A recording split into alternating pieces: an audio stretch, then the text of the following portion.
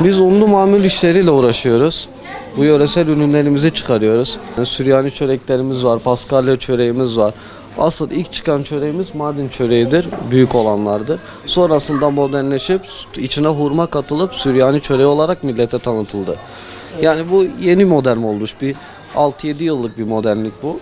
Şöyle susamlısı var, susam sevmeyenler için susamsızı var, tuzlusu var, Paskalya çöreğimizin mayasızı var, mayalısı var. Hepsi bu yöreye ait olan ürünlerdir. Bu bizim Mardin çöreği taziyelerimizin son gününde dağıtılan çöreklerimizdir. Tarçın, mahlep, zencefil, karanfil, kakule, tahin, pekmez, üstüne yumurta sürülür. Mayalaştırılıp yumuşak halde millete ikram edilir, satılır. Bu bıçakla kesilmez. Elden ele kopartılarak öyle tadım yaptırılır. Çok beğeniliyor. Lezzet olarak damak tadına çok hitap eden bir çörektir. Yani mayalısını seven, yumuşak seven ürünleri bunu tavsiye ediyoruz. Mayasız ürünler de bunlardır. Ömrü daha uzun süren bu ürünler.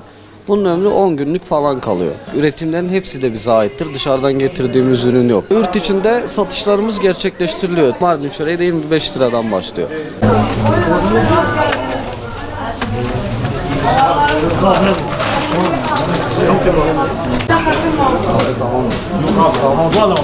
Olmaz. Allah'ına sağ olasın. Teşekkür ederim.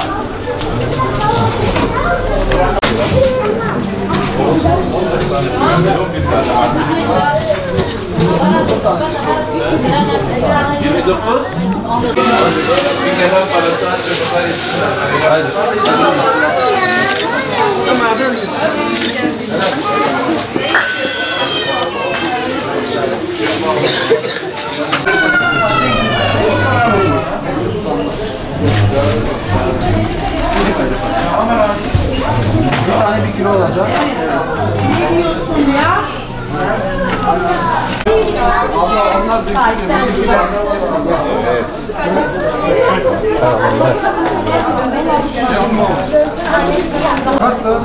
bu Süryani çörekleridir.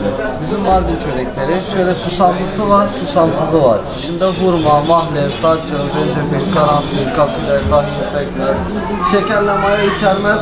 Bir ay kutularda kalabiliyor. Katkısız, maddesiz bunlar. Şöyle mahlepli Mardin çöreklerimiz var. Mayasız, gevrek oluyor. Şöyle yeni çıkan ürünümüz var. Tuzlu çörek, mahlepli bu da.